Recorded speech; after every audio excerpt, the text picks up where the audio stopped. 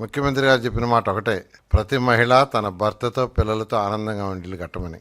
అంటే చక్కగా అవన్నీ స్టడీ చేసిన తర్వాత టిట్కో హౌసెస్ కట్టి, టిట్కోస్ ప్లాన్ చేసి 300 చదరపు అడుగులు, 365, 433 రకాలు. అది కూడా వాళ్ళ యొక్క అభిప్రాయాలు తీసుకుంటే జనరల్గా 300 అనేది కేంద్ర ప్రభుత్వం యాక్చువల్గా పెట్టిన ఇది, అంటే ఈడబ్ల్యూఎస్ అంటే 300 అని. అయితే కొందరు ఏమన్నారంటే ఒక బెడ్రూమ్ కొద్దిగా పెద్దది ఉంటే మాకు బాగుంటుంది, ₹4 మేము బ్యాంకు కట్టుకోగలంటే 365 పెట్టాం ఒక బెడ్రూమ్.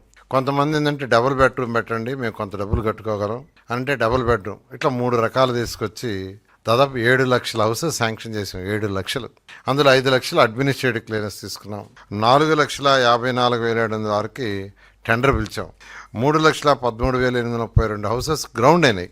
మిగతావి కూడా గ్రౌండ్ అయిపోయాయి. జస్ట్ సైట్స్ హ్యాండ్ ఓవర్ చేయడం ద్వారా కలెక్టర్స్ డిలే వల్ల అవి గ్రౌండ్ కావాలి అంతే. ఇలాంటి గ్రౌండ్ అయిపోయాయి. అంటే 4,54,000 ఇళ్ళకి సైట్ చూసి యాక్చువల్గా టెండర్ పిలవడం జరిగింది.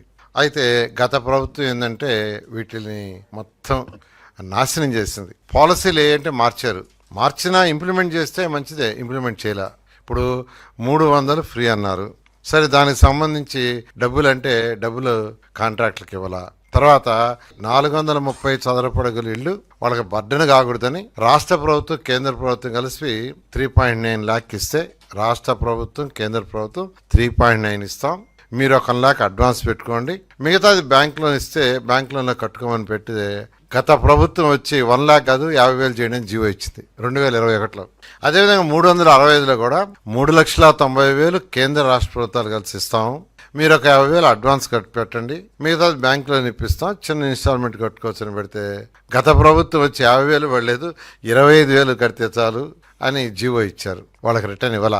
ఎక్కడికి పోయినా ఈరోజు మాకు డబ్బులు వెనక్కి అంటున్నారు. 2021లో జీవో ఇచ్చారు. ఇలా గత ప్రభుత్వం అన్ని అవకతవకలే, ఏది కూడా సక్రమంగా చేయలే.